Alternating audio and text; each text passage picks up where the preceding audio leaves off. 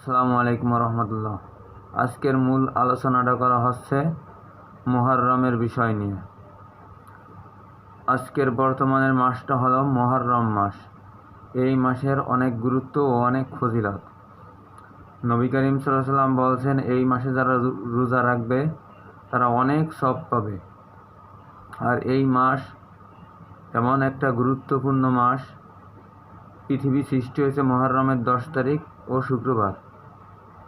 আর পৃথিবী ধ্বংস হবে মুহররম মাসের 10 তারিখ এবং এই শুক্রবারে।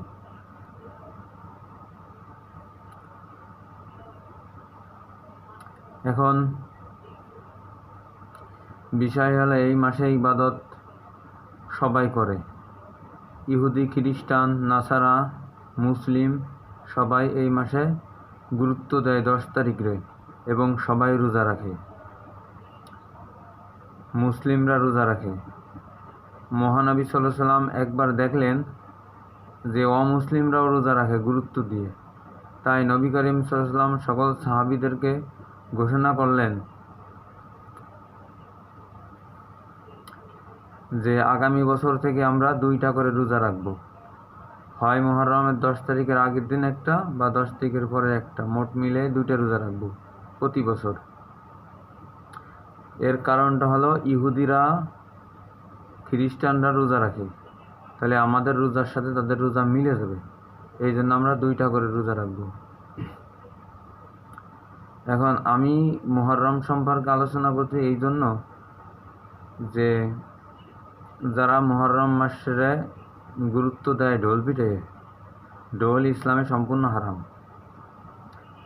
আর ঢোল পিটায় মূলত মুশরিকরা। এখন আল্লাহর নবী বলছে, যারা অমুসলিমদের বন্ধুত্ব রাখবে বা অমুসলিমদের সাথে চলবে, তারা অমুসলিমদের কার্যকলাপে থাকবে, এরাও একদিন অমুসলিম হয়ে যাবে। তাই আল্লাহর নবী বলছেন, যার সাথে যার মহব্বত তার সাথে তার কিয়ামত। আপনি যদি অমুসলিমদের সাথে মহব্বত রাখেন, অমুসলিমদের সাথে আপনার কিয়ামত হবে। আর আল্লাহ পাক কোরআনে ঘোষণা করছে যে কোনো মুসলিম জাতি যদি অমুসলিম জাতির বেশাভূষায় চলে, মানে তাদের কালচারে তারা যেভাবে চলে ওইভাবে যদি চলে, তা আমি তাদেরকে ওই জাতিতে পরিণত করে দেব। তাহলে ঢোল হলো মুশরিকদের কালচার, আর মুশরিকদের একটা বাদ্যযন্ত্র। মুশরিকরা ঢোল পিটায়, আর আমরা মুসলিম যে হয়ে যদি ঢোল পিটাই, তো তার আমরা মুসলিম থাকলাম না, মুশরিক হয়ে গেলাম। তাহলে ওখানে রোজা যখন 2টা রাখতে গেছে, রোজা তো মূলত একটা, ইহুদিদের রোজার সাথে মিলে যাবে বলে আমরা রোজা 2টা রাখি। তাহলে ঢোল তো মুসলমানদের জন্য না, মুশরিকদের জন্য। আর মুশরিকরা ঢোল পিটাই, আপনি যদি ঢোলের সাথে তাল দেন তাহলে আপনিও ধরে নেন মুশরিক। এই জন্য কোনো মুসলমান ঢোল পিটাবে না। ঢোল মুশরিকদের জন্য প্রযোজ্য। এই মুহররমে ঢোল পিটানো মানে মুহররমকে অস্বীকৃতি জানানো। আয়াতুল্লাহ আলী খামিনি বলছে, যারা মুহররম মাসে ঢোল পিটাবে, বাদ্যযন্ত্র দিয়ে কুচকাওয়াজ করবে, তারা মুহররমকে ঘৃণা করে, তারা মুহররম থেকে দূরে থাকলো, তারা মুহররম মানে না। এই কথা বলে খুররামশাহ প্রদেশে ঢোল পিটানো বন্ধ করে আয়াতুল্লাহ আলী খামিনি।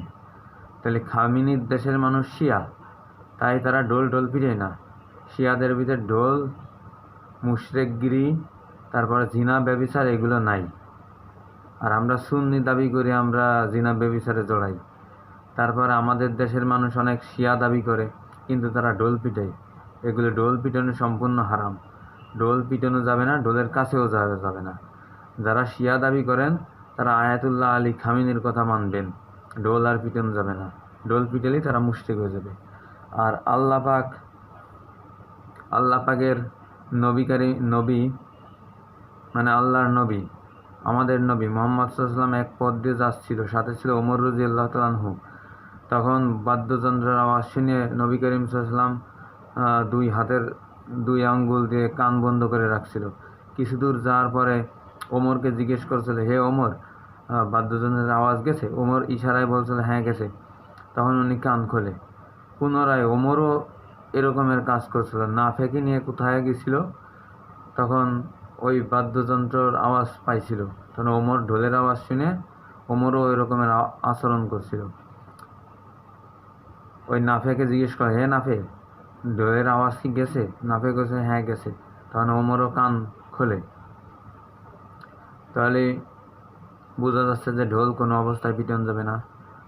আর আমরা জানি ঢুলিদের জন্য বেহেশত হারাম। যারা ঢুলি তারা তো মুশরিক। বিনা দলিলে যারা ঢুলি তারা সবাই মুশরিক, যারা ঢোল পিটায়। এই জন্য আমরা বলবো ঢোল থেকে সব যারা মুসলমান দাবি করেন তারা ঢোল বাদ্যযন্ত্র এর থেকে বিরত থাকতে হবে। ঢোল বাদ্যযন্ত্র এগুলো শয়তানের কার্য। তাই এখানেই আমার বক্তব্য শেষ করলাম। আমার ভিডিও যেন খইয়ের মতন ছোটে, সব জায়গা যেন ছড়ায়, সেই ব্যবস্থা সবাই করে দেবেন। ভিডিওটা শেয়ার করেন, যাতে যারা ঢোল পিটাই মহররমকে ঘৃণা করে, যারা ঢোল পিটাবে তারা মহররমকে ঘৃণা করে বা মহররমকে মানে না। এটা হলো আয়াতুল্লাহ আলী খামেনির কথা। যাই হোক, এখানেই শেষ করলাম।